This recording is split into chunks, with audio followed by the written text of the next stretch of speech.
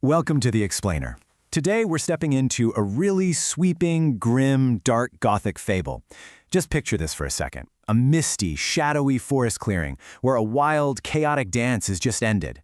All that's left behind is a shattered mirror and this heavy, heavy silence. And then, out of those shadows, steps a figure who is completely intent on stopping time itself.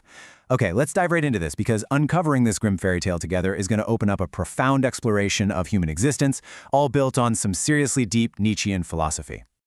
We're going to start right here with the Sentinel. Just listen to the chilling certainty in his words. He is essentially giving us the central philosophical conflict of our entire explainer. It's that incredibly seductive appeal of a safe, permanent perfection stacked up against the terrifying, dangerous unknown of the abyss.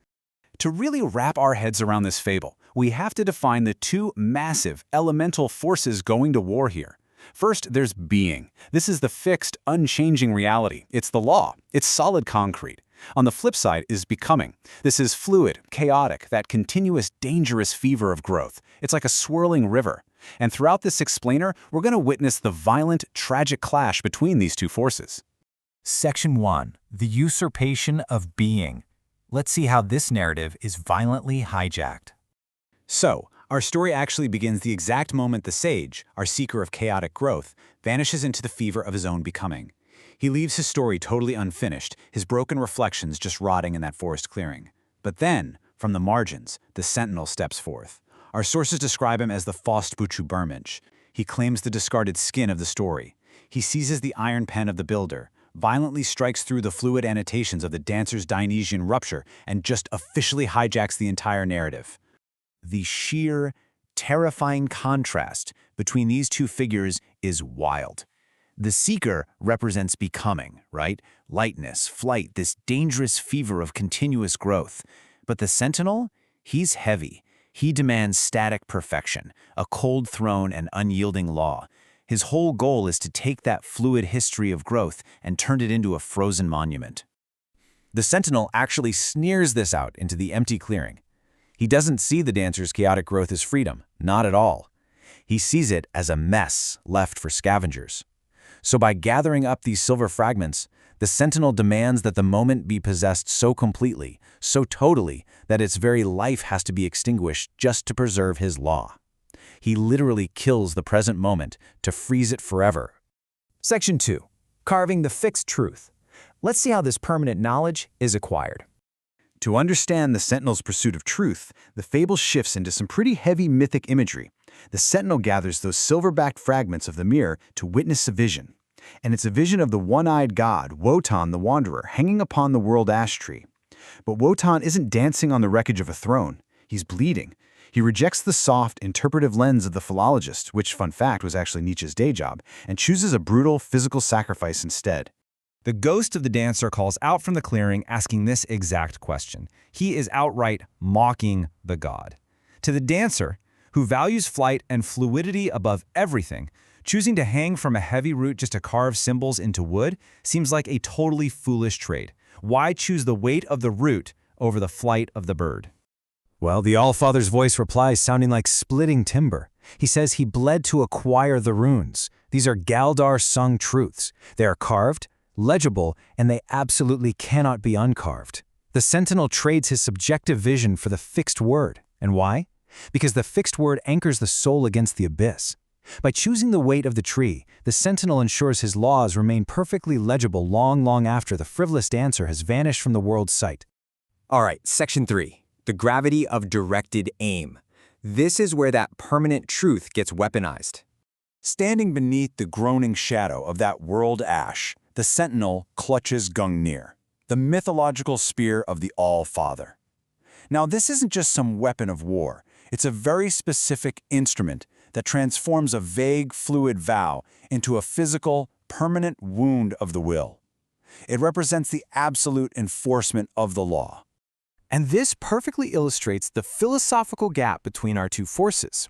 The seeker scoffs at the spear. He calls it heavy with the lead of mortality because he thinks heavy things just drown you in chaos. But he totally misunderstands gravity. The Sentinel spear isn't the weight that drowns a swimmer. It's the gravity that gives an arrow its devastating punch. It's directed aim instead of a pathless journey. So the Allfather's whole strategy becomes crystal clear here. He is utilizing the purposeful weight of a will that has already decided its mark. Where the dancer looks at this weight and just sees a cage, the sentinel wields it to turn chaotic motion into a permanent foundation. He is literally weaponizing stasis against the frivolity of continuous growth. Section 4. The architecture of stasis. This is where the hijacked codex becomes a cold, hard reality. Remember that codex the Sentinel hijacked way back in the first parable? Well, it no longer records the Seeker's flight. Instead, it's become a blueprint. The Sentinel takes his iron pen and starts carving his laws into the very bark of the world, in letters written with the blood of the Creator. He's making absolutely sure that the shifting Seeker can never, ever erase it. Let's just walk through the tragic progression of how we actually got here. Step 1. Hijacking the narrative with the iron pen. Step 2. Bleeding on the world Asgrad for the permanent knowledge of the runes. Step 3. Taking that truth and weaponizing it through the directed gravity of the spear. And finally, Step 4. Entombing the past within the temple. Meticulously, step by step, the fluid fever of becoming has been completely suffocated. From the shadows at his frozen zenith, the Sentinel proclaims this incredibly haunting line. Really think about the distinction he's making here. A tower reaches up into the sky, right? It aspires, it grows, it searches for a new horizon. But a temple, in his context, it's a tomb. He has taken the entire history of human error and turned it into an unyielding weapon, ensuring the Seeker is now nothing more than a guardian of dead things. Which brings us to our final part, Section 5, the cost of permanence. So, here is the crucial point.